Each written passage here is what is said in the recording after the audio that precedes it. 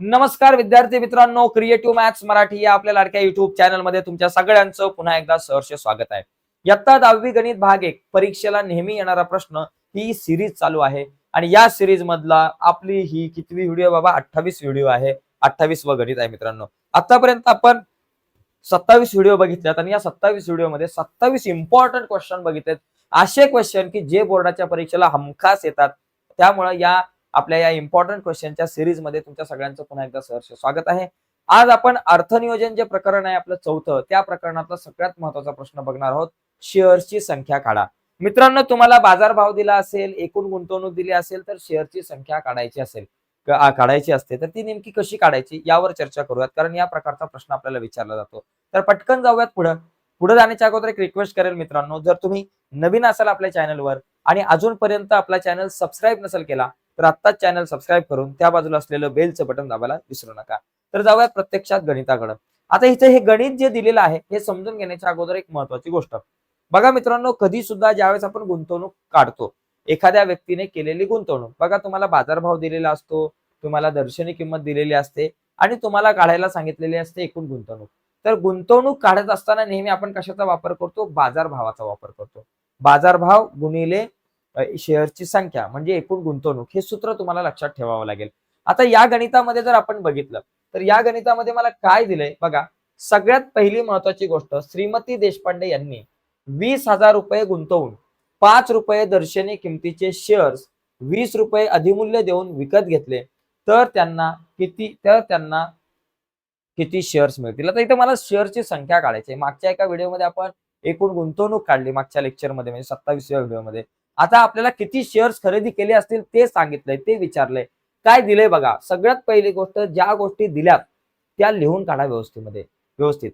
मला काय दिले बाबा, देशपांडे यांनी 20,000 रुपये गुंतवलेले आहेत म्हणजे एकूण गुंतवणूक, आपल्याला एकूण गुंतवणूक किती दिले बाबा? रुपये 20,000. ते लिहून टाका, रुपये 20,000 रुपये एकूण गुंतवणूक झालं. 5 रुपये दर्शनी किंमत किती? दर्शनी किंमत जी आहे आपल्याला काढायचे दिलेली आहे, ती दर्शनी किंमत दिले 5 रुपये. आणि शेअर बघा, 5 रुपये दर्शनी किमतीचे शेअर 20 रुपये अधिमूल्य देऊन खरेदी केले. आता अधिमूल्य बघा, अधिमूल्य किती? 20 रुपये. अधिमूल्य बरोबर रुपये 20. अधिमूल्य, मग बाजारभाव काय असणार आहे बाबा? बाजारभाव लक्षात घ्या मित्रांनो, अधिमूल्य 20 रुपये म्हणजे काय होतंय? शेअरची किंमत वाढते.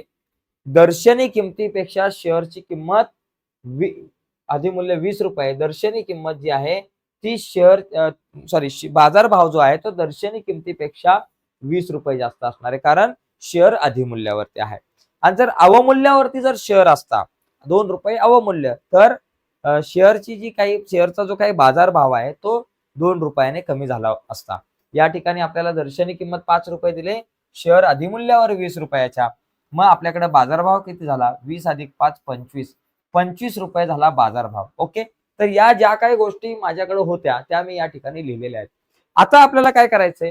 आता आपल्याला शेअरची संख्या काढायची. मग आता शेअरची संख्या काय बघा, आपण गुंतवणुकीचा जर विचार केला, मागे सूत्र बघितलं, गुंतवणूक जर आपण बघितलं तर काय असतं? बाजारभाव गुणिले शेअर्सची संख्या. बघा, बाजारभाव गुणिले शेअर्सची संख्या, बाजारभाव गुणिले शेअर्सची संख्या. हे कशाचं सूत्र होतं? गुंतवणूक काढायचं. मग आता शेअरची संख्या काढायचं सूत्र काय बाबा? शेअर्सची जर संख्या तुम्हाला काढायला सांगितली असेल तर एकदम साधं सोपं सूत्र आहे. काय माहितीये का? मला शेअरची संख्या काढायची. बाजारभाव गुणिले इकडे आला भागिले. मग आपण काय करणार? गुंतवणूक भागिले बाजारभाव. ओके, बाजारभाव एवढं सूत्र लक्षात घ्या. शेअर्सची जर मला संख्या काढायची असेल तर काय सूत्र असणार आहे? गुंतवणूक भागिले बाजारभाव. गुंतवणूक किती बाबा? 20,000 रुपये. मग या ठिकाणी लिहायचे 20,000 रुपये आणि भागिले बाजारभाव मला काय दिलेला आहे बाबा? बाजारभाव 25 रुपये आपण या ठिकाणी काढलेला आहे. आता मला काय करायचं? या 20,000ला 25 भाग लावायचा आहे. 20,000ला 25 जर तुम्ही भाग लावला, जे उत्तर येईल ते तुमचं. तर या ठिकाणी मी लावतो भाग 20,000ला कितीने? 25 बघा, 25 बघा 25च्या पाड्यामध्ये आपण जर बघितलं तर 200 येतात. 25 8 200 बघा 25 8 200. मग आता 200 मधून 200 गेले बाबा, शून्य राहिले आणि हे वरचे 2 शून्य इथं आपण लिहून काढले म्हणजे 800. माझ्याकडे उत्तर किती आलं? 800. मग या ठिकाणी उत्तर एवढं लिहून चालणार नाही मित्रांनो. उत्तर तुम्हाला पूर्ण वाक्यात लिहायचंय की श्रीमती देशपांडे यांना 800 शेअर मिळतील. बघा श्रीमती देशपांडे यांना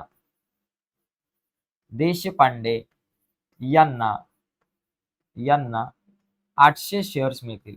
800 शेअर्स मिळतील. ओके. शेअर्स मिळतील. 800 शेअर्स मिळतील. ओके. मिळतील. यांना 800 शेअर्स मिळतील. अशा प्रकारे आपलं उत्तर आपल्याला लिहिता आलं पाहिजे. तर मी बाजूला होतो. याचा जर तुम्हाला स्क्रीनशॉट घ्यायचा असेल तर तुम्ही घेऊ शकता. ठीक आहे. तर बघा मित्रांनो, या ठिकाणी आज आपण जो काही प्रश्न बघितला हा खूप महत्वाचा, एकदम सोपा आहे मित्रांनो. मी तुम्हाला परत एकदा नीट एक्सप्लेन करून सांगतो. समजणं गरजेचं आहे. मला काय दिलंय या प्रश्नामध्ये, कारण हा प्रश्न येऊ शकतो या वर्षीच्या परीक्षेला. काय दिलंय की श्रीमती देशपांडे यांनी एकूण 20,000 रुपये गुंतवलेत. मग आपण लिहिलं गुंतवणूक 20,000 रुपये. दर्शनी किंमत 5 रुपये आहे. लिहिली 5 रुपये. शेअर अधिमूल्यावरती आहे 20 रुपये अधिमूल्यावरती आहे शेअर्स. मग शेअर जर 20 रुपये अधिमूल्यावरती असेल, दर्शनी किंमत 5 रुपये असेल, तर बाजारभाव किती झाला? 5 रुपये अधिक 20 रुपये. 5 आणि 20 25 रुपये. बाजारभाव झाला 25 रुपये. मग आता आपल्याला काय करायचे? शेअरची संख्या काढायची. मग शेअरची संख्या काढायचं सूत्र काय? गुंतवणूक भागिले भागाकार. गुंतवणूक भागिले बाजारभाव.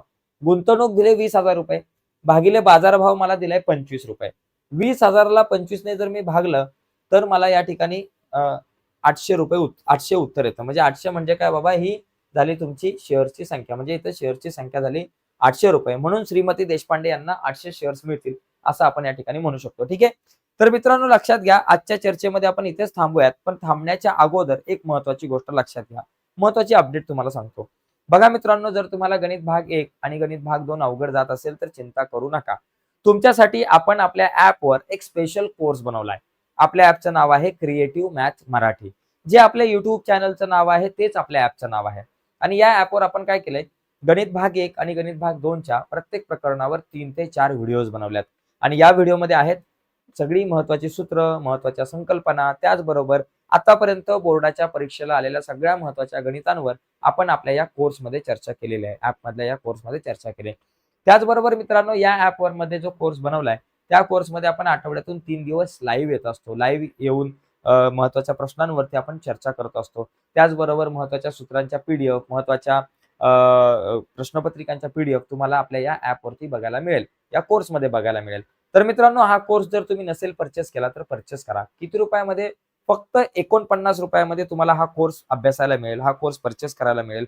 मोबाईलचा रिचार्ज 49 रुपयाला नाही मिळत, परंतु महिन्याला 49 रुपयामध्ये तुम्ही गणिताचा चांगला अभ्यास करू शकताय आणि गणितामध्ये बोर्डाच्या परीक्षेला चांगले मार्क मिळवू शकताय. तर आपल्या ऍपवरती जाऊन हा कोर्स परचेस करा. आपलं ऍप तुम्हाला पाहायला मिळेल प्ले स्टोअर वरती किंवा व्हिडिओच्या खाली डिस्क्रिप्शन मध्ये लिंक आहे. तर आजच्या चर्चेत तिथेच थांबूयात. बाय मित्रांनो, धन्यवाद सर्वांना. Take care.